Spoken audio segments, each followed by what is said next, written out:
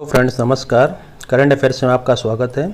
Current affairs present by study with math. आज 12 सितंबर है। 12 सितंबर से रिलेटेड पूरे इंपॉर्टेंट करंट अफेयर्स यहाँ पे डिस्कस किए जाएंगे। आप ध्यान से देखिए। आप हमको यूट्यूब पे भी ज्वाइन कर सकते हैं, टेलीग्राम पर भी ज्वाइन कर सकते हैं इस लिंक के थ्रू। चलते हैं क्वेश्चन की ओर। आज का पहला सवाल, रेटिंग एजेंसी क्रिसिल के अनुसार वित्त वर्ष 2021 और 20 में जीडीपी निम्न में से कितने प्रतिशत तक गिरावट दर्ज की जा सकती है? इंडिया की जीडीपी में कितने परसेंट की गिरावट दर्ज की जा सकती है किस एजेंसी के अनुसार? एजेंसी क्रिसिल। जवाब है 9%। कितने परसेंट? 9%। जीडीपी 9% गिरावट आ सकती है। एजेंसी कहना है कोरोना संक्रमण अभी अपने पीक पर नहीं पहुंचा हो, सरकार पर्याप्त रकम खर्च कर रही है।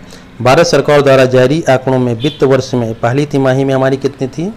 23.9% की गिरावट आई थी माइनस में, और ईयरली हमारा 9% तक गिरावट आने की संभावना है। बॉलीवुड के किस जाने माने actor national school of the drama का प्रमुख नियुक्त किया गया? सलमान खान, अजय देवगन, परेश रावल, अनुपम खेर।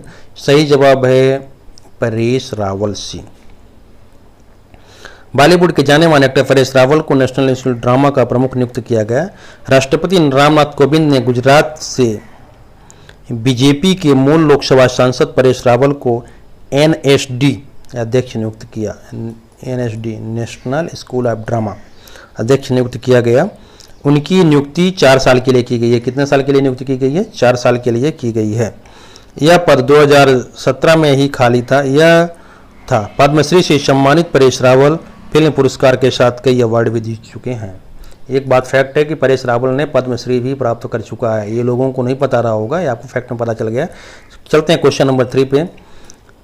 स्वतंत्रता सूचकांक में भारत 26 अंक के नुकसान के साथ किस स्थान पर पहुंच गया? 26 अंक लास्ट करने के बाद भारत किस स्थान पर पहुंचा?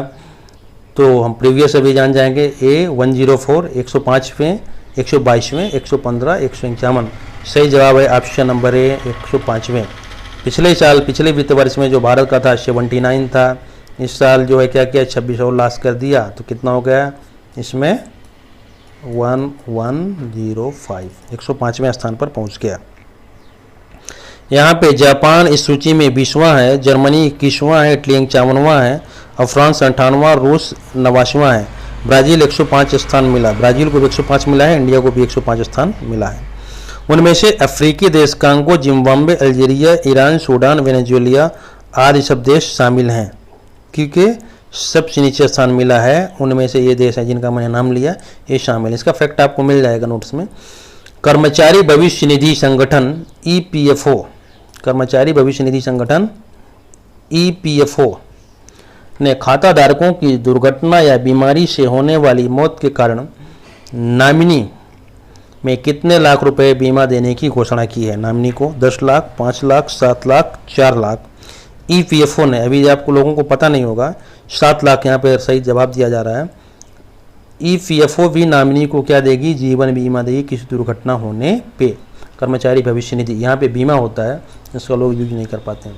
क्वेश्चन नंबर 5 और इसका फैक्ट जान लेते हैं। कर्मचारियों को मृतक उनके आश्रितों को मिलने वाले मैक्सिमम इंश्योरेंस लिमिट बढ़ाकर 7 लाख कर दिया गया है। ईपीएफ खाताधारकों के निधन को परिवासी को राशि मिलेगी। यह बीमा राशि आखिरी 12 महीने के वेतन के आधार पर तय होती है। ईपीएफओ की कर्मचारी जमा लिक्विड फंड योजना के तहत यह जो पैसा दिया जाएगा, उनका ये जो राशि निर्धारित होती है, यह 12 मंथ की हमारी अर्निंग पे डिपेंड होती है। क्वेश्चन नंबर 5, केंद्र सरकार ने बिहार में कितने करोड़ रुपए लागत की वाली मुंगेर भागलपुर राष्ट्रीय जल राजमार्ग योजना का मंजूरी दिया? ये 571 करोड़, 971 करोड़, 671 करोड़, 891 करोड़। सही जवाब है आपका 971 करोड़, ऑप्शन नंबर बी। केंद्र सरकार 971 करोड़ रुपए की राष्ट्रीय राजमार्ग योजना को मंजूरी दी। या राजमार्ग योजना जो है, राष्ट्रीय राजमार्ग कितने पर रहेगी? 80 पे रहेगी। 80 पर 120 किलोमीटर लंबी, इसकी लेंथ कितनी है? 120 किलोमीटर लंबी है। परियोजना सड़क परिवहन राजमार्ग मंत्रालय के एक बयान में कहा गया कि सरकार ने 120 किलोमीटर लंबी मुंगेर भागलपुर त्रिपेदी कहलगांव खंड कंक्रीट सड़क निर्माण के प्रस्ताव को मंजूरी दे दी गई है। मंत्रालय ने कहा कि मुंगेर से भागलपुर 2 लेन की परियोजना होगी। उन्होंने कड़क खंड के तुरंत मरम्मत कार्यों के लिए 20 करोड़ रुपए का आदेश जारी कर दिया। कितना? 20 करोड़ का इमीडिएट जारी किया।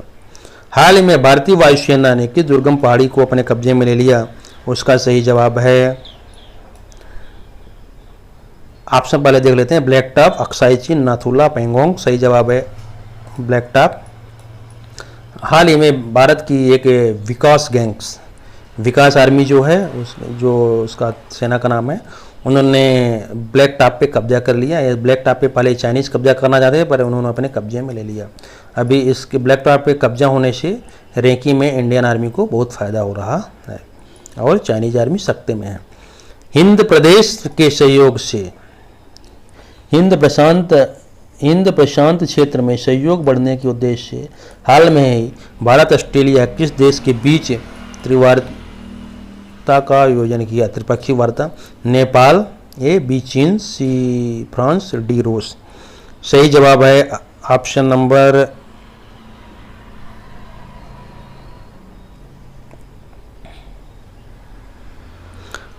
प्रशांत क्षेत्र में।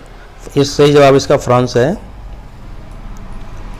हिंद प्रशांत क्षेत्र में सहयोग बढ़ाने के उद्देश्य से हाल में भारत ने ऑस्ट्रेलिया फ्रांस की त्रिपक्षीय वार्ता का आयोजन किया और विशेष देश मंत्रालय ने इस संबंध में जारी बयान के अनुसार इस दौरान मुख्य तौर पर इंडो पैसिफिक क्षेत्रों में सहयोग बढ़ाने पर ध्यान केंद्रित किया जाएगा।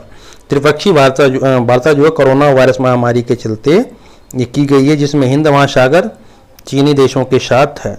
इस महामारी में इंडो पैसिफिक क्षेत्रों को भी शामिल किया गया है।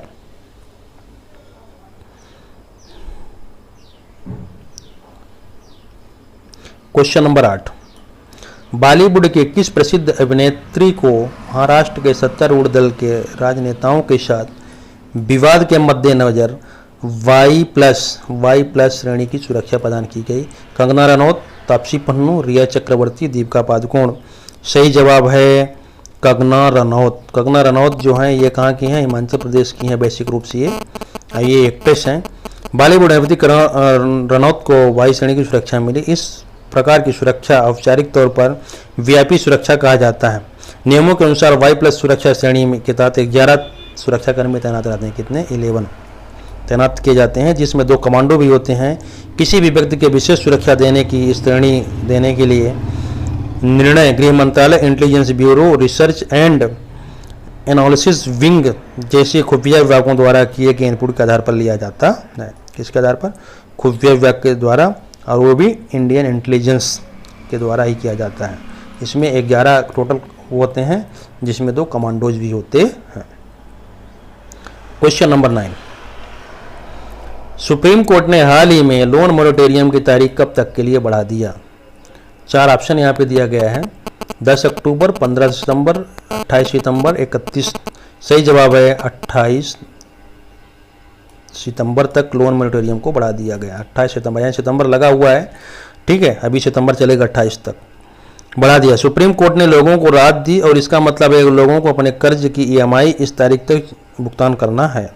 सुप्रीम कोर्ट ने केंद्र सरकार को ठोस फैसला देने के लिए 2 हफ्ते का समय दिया था। RBI ने कोरोना संक्रमण के आर्थिक असर को देखते हुए मार्च में 3 महीने के लिए लोन मोरेटोरियम की सुविधा दी थी। या 1 मार्च से 31 मई 3 महीने तक के लिए लागू की गई थी। बाद में RBI ने 3 महीनों के लिए और बढ़ाते हुए इसे 31 अगस्त तक कर दिया गया था।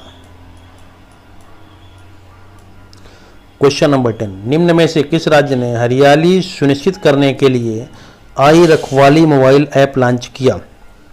क्वेश्चन नंबर 10 है, A Punjab, B Bihar, C Jharkhand और D राजस्थान। सही जवाब है पंजाब। कौन सा राज्य है? पंजाब ने क्या किया है? हरियाली सुनिश्चित करने के लिए आई रखवाली ऐप को लॉन्च किया है। पंजाब सरकार ने लॉन्च किया।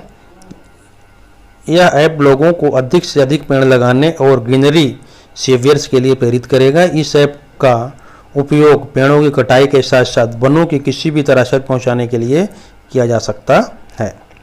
इसका उपयोग किया जाएगा। पेड़ों की किसी भी कटाई या किसी तरह का कोई क्षति पहुंचाता है उसके लिए किया जाएगा। क्वेश्चन नंबर 11, वैश्विक आर्थिक स्वतंत्रता सूचकांक में भारत किस स्थान पर है? 105, 71, 28, 97। सही आंसर है 105 स्थान पर है। वैश्विक हांगकांग स्वतंत्रता सूचकांक 2020 में कौन सा देश शीर्ष स्थान पर है? ए सिंगापुर, हांगकांग, स्विट्जरलैंड, जॉर्जिया। सही जवाब है कौन सा?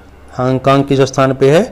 शीर्ष स्थान पर है। हांगकांग के साथ और कुछ स्टेट हैं, हांगकांग टॉप में है। इनमें से 2018 के आधार पर रैंकिंग की गई थी, जिनमें से टॉप 10 जो देश हैं उसमें New Zealand, Switzerland, US, Australia, Mauritius, Georgia, Canada और आयरलैंड, ये 4 टॉप 10 देश हैं इसके अंदर। और भारत का जो हमारा स्थान है 105 का है। इसमें पहले साल इसमें 26 अंक की हमने गिरावट दर्ज की, पहले 79 था। क्वेश्चन नंबर 13 जो कल का हमारा सवाल था, हिमाचल प्रदेश सरकार ने वार्षिक परीक्षाओं में कितने प्रतिशत सिलेबस को कम करने का निर्णय लिया है? सही जवाब आपके सामने है 30%। आज का सवाल है, हाल ही में भारतीय सेना ने किस दुर्गम पहाड़ी को अपने कब्जे में लिया? इसका सही जवाब आपको हमारे कमेंट बॉक्स में देना है। किस पहाड़ी को भारतीय सेना ने अपने कब्जे में लिया? इसका सही जवाब दीजिए। धन्यवाद।